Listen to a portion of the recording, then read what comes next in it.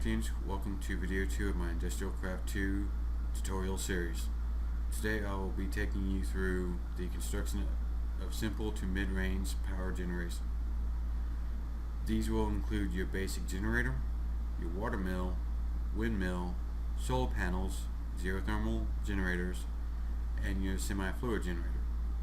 The nuclear reactor and radioisotope thermoelectric generator will be covered in a different video. Note, the IC2 measure of electric power is called EU. Different generators will produce different levels of EU. So your basic generator will create your less amount up to your geothermal and semi-fluid generators. First on the list is your simple generator. The generator produces different amounts of power depending on the type of fuel that you use. Also, it is included in the recipe for the other power generation systems here, so you will be making a good amount of these. There are two different ways to create the generator. Here's the first way of making the generator. First, you'll need to make your basic machine casing, which is 8 iron plates in a box formation. Will produce your basic machine casing. Next, you'll need to make 10 item casings, which is just your 10 plate with your forge hammer produces 2 item casings. Next up is your battery, which is a mobile power storage device that holds 10,000 EU and can be recharged as needed. The way you make your battery is your 4 10 item casings, 2 redstone in the middle, and an insulated tin cable at top will get you 1 battery. Now let's put these together to make your generator. How to make your generator is vanilla furnace on bottom, your basic machine casing in the middle, and your battery on top. This will make your first generator. That's the first way of making your generator. Now the second way of making a generator is just as easy. First, let's make an iron furnace. First, let's make an iron furnace, which is a vanilla furnace in the middle with 5 iron plates in a upside down V formation. The iron furnace in itself burns fuel more efficiently than your regular furnace. Now let's make the generator. You have your iron furnace on the bottom, 3 iron plates in the middle, and your battery on top, which gets you your second way of making a generator. And as you see, you can add coal to the generator in the bottom slot, and it produces EU. Each type of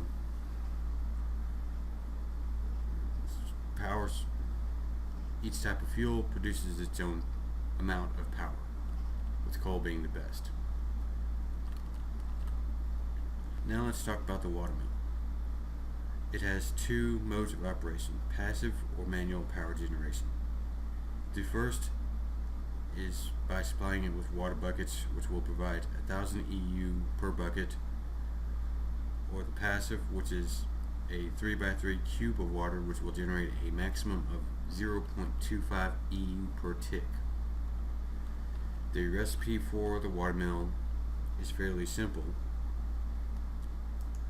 All you need is a generator in the middle, 4 wooden planks surrounding it, and 4 sticks in the corners, which will provide you 2 water mills. Now the first method of providing power with the water mill is supplying it with water buckets, which it will take 4 water buckets to fill up the internal buffer the water buckets go in the bottom part of the GUI, sorry, and it returns an empty bucket to you. Now that it has water in its buffer, it is producing electricity, as you can see here. The next method is by supplying it with a 3x3 cube of water, with water all around the watermill, with the watermill in the center, and two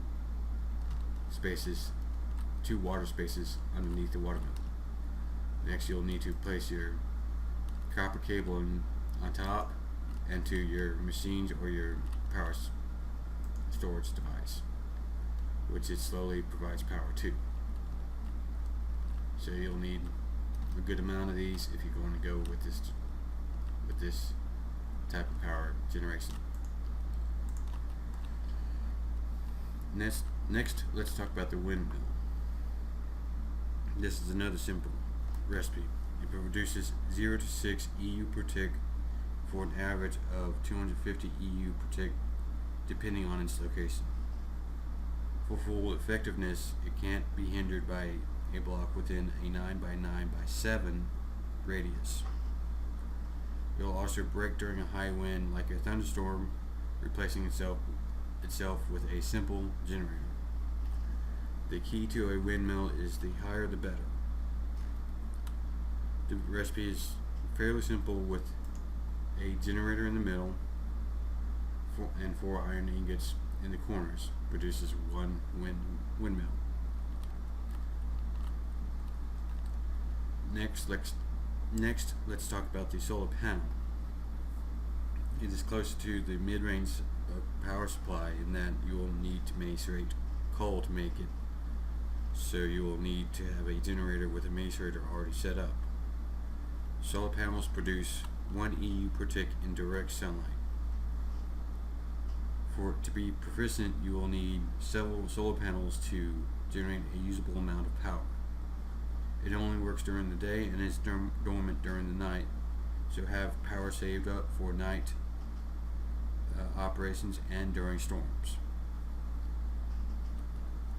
The first thing that you'll need for the solar panel is 2 electric circuits, which are copper cables on the bottom and the top, a total of 6, 2 pieces of redstone, and an iron plate in the middle, which will get you an electric circuit. You'll need 2 of these to make your solar panel. The next is you need to macerate coal. As you see, I have a battery in the bottom providing my power.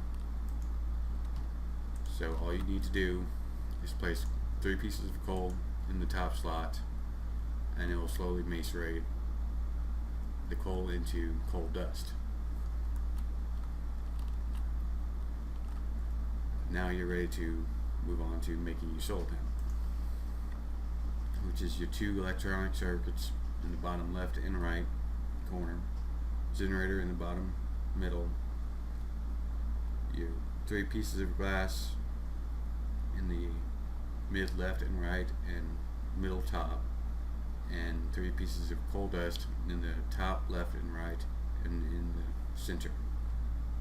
Provides you with 1 solar panel.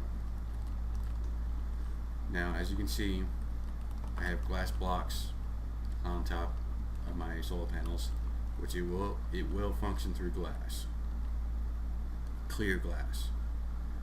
If I were to put a block on top of it, it will cease to function. Let me show you. I just turned it today, so give it a little bit of time to operate.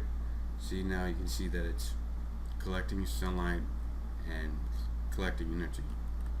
Now if I were to put a brick on top of it, you'll see that the indicator goes out and then it is no longer producing energy. And you can connect it any way you wish, as long as you don't cover the top.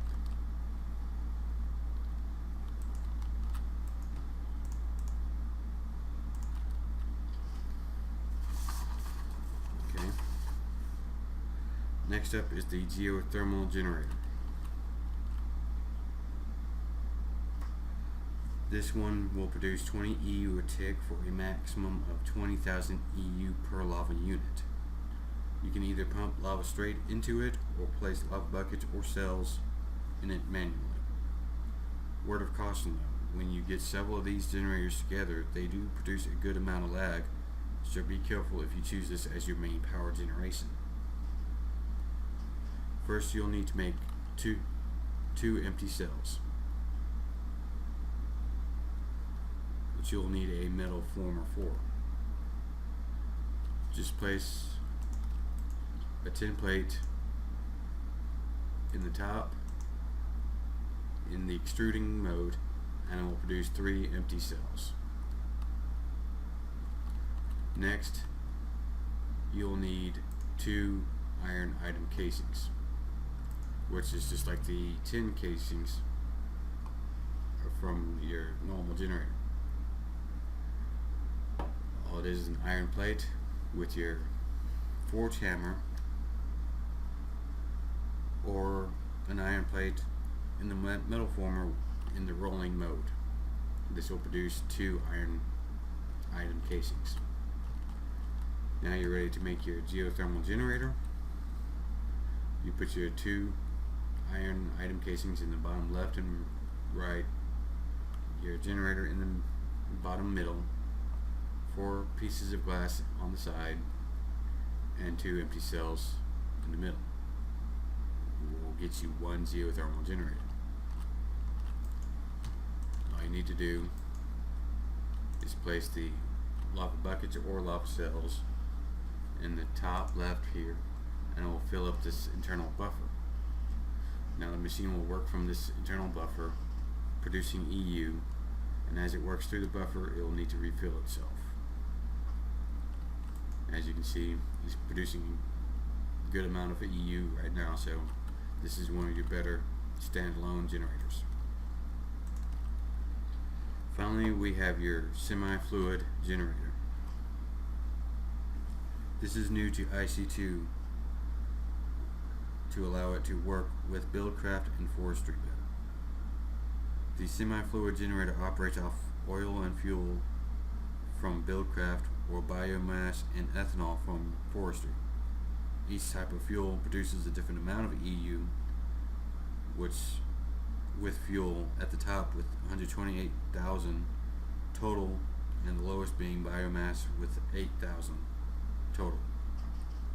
This one acts just like the geothermal generator, in that you can either manually add the fuel or pump it in, and that it has an internal tank for the fuel. The first thing you'll need to make the semi-fluid generator is 4 universal fluid cells, which is 4 tin item casings around a glass pane, which will get you 1 universal fluid cell. Next, you're ready to make your semi-fluid generator, which is 4 iron item casings in the corner with your 4 universal fluid cells surrounding a geothermal generator. As you can see, it has the internal buffer for the fluid, an internal buffer for the EU, and the input slot for the fuel that you'll be using, with the fuel can being the most and biomass being the least. Here's the order. The fuel produces the most, then ethanol, oil, then biomass. As you see, it uses up some of the fuel cans to fill up its internal buffer, and is producing EU at a good amount of rate. Well, that wraps up this video for now. Hopefully you found it helpful and informative. Please rate, comment, and subscribe for more tutorial videos. In the next video, I'll show you how to make and operate the machines for IC2. As always, have a good day and happy crafting.